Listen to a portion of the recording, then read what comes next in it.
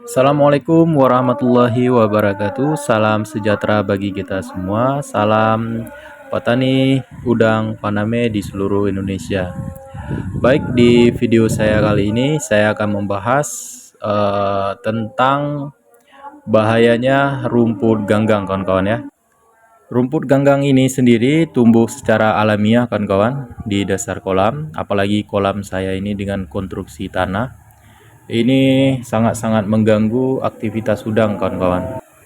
Dan ini momok paling menakutkan bagi saya, kawan-kawan, karena ini endemiknya kolam saya, bakatnya kolam saya, kawan-kawan, kolam tanah. Ini sering tumbuh ganggang. Nah, ganggang seperti ini, kawan-kawan. Nah, seperti ini sudah dipangkas oleh udang, kawan-kawan ya.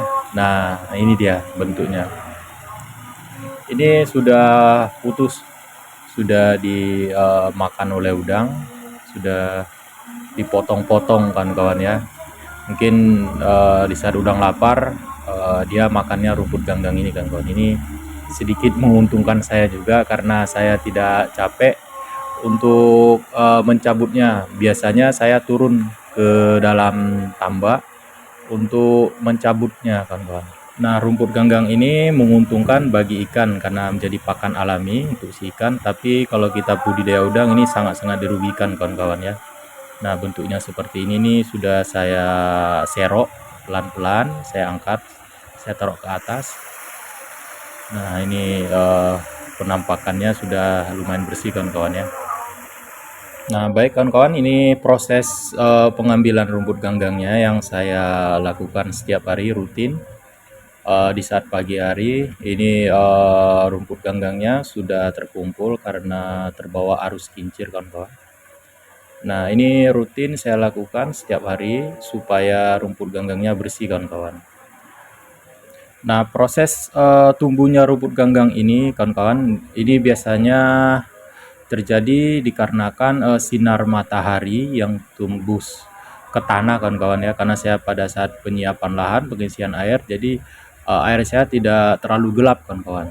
Jadi planktonnya tidak tebal karena kita masih fase persiapan, tahap persiapan air, jadi tidak terbentuknya plankton dengan maksimal. Maka sinar matahari itu tembus ke tanah yang mengakibatkan tumbuhnya lumut dan rumput ganggang, kawan-kawan. Nah, ini berbagai macam cara dan upaya sudah saya lakukan di awal tahap budidaya, seperti pemberian disinfektan atau racun yang untuk membunuh si ganggang tersebut, tapi tidak efektif, kawan-kawan. Nah, inilah kekurangannya salah satu kolam konstruksi tanah, kawan-kawan ya, dibandingkan kolam HDPE. Jadi langkah yang saya lakukan ialah salah satunya pada saat penyiapan air itu, kawan-kawan, itu tidak boleh lama. Tidak boleh lama airnya didiamkan ataupun diendapkan. Itu minimal 7 hari setelah penyiapan air saya harus langsung tebar benur, kawan-kawan ya. Kalau lama nanti akan tumbuh ganggang duluan daripada benur saya yang masuk. Nah, ini lumayan pada waktu itu. Jadi saya setelah penyiapan air 7 hari langsung saya tebar benurnya. Jadi udang saya sudah DOC 20, jadi ganggangnya baru tumbuh. Nah, inilah keuntungan saya.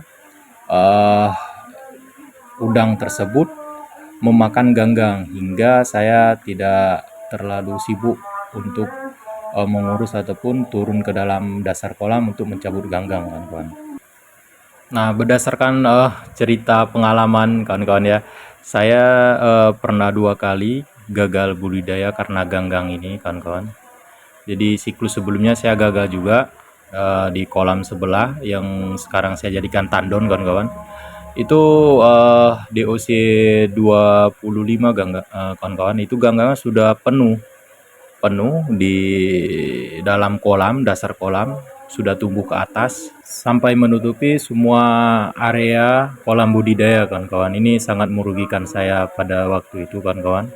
Dan yang terjadi dengan udang saya kawan-kawan ialah udang saya keropos dan terjadi mortalitas karena pakan yang saya berikan itu tidak maksimal dimakan oleh udang karena terganggu dengan ganggang tersebut kawan-kawan.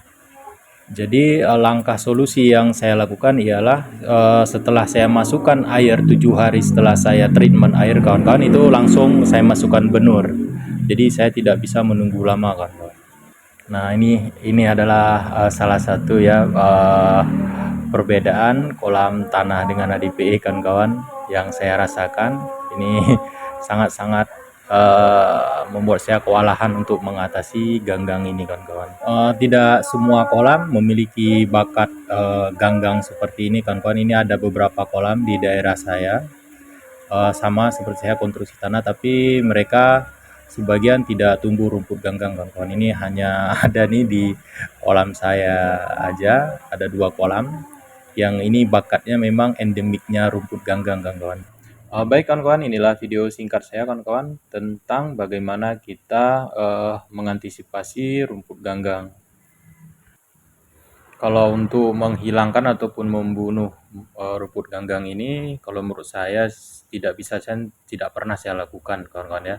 Cuma bagaimana saja kita menyikapi mekanisme tumbuhnya rumput ganggang ini kawan-kawan, supaya udang kita besar dan rumput ganggang pun bisa hilang.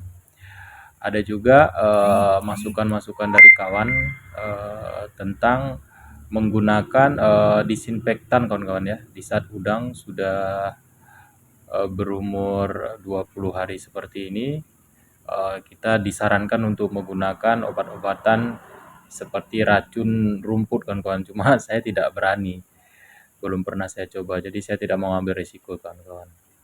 Nah, mungkin sekian video dari saya, semoga bermanfaat kawan-kawan.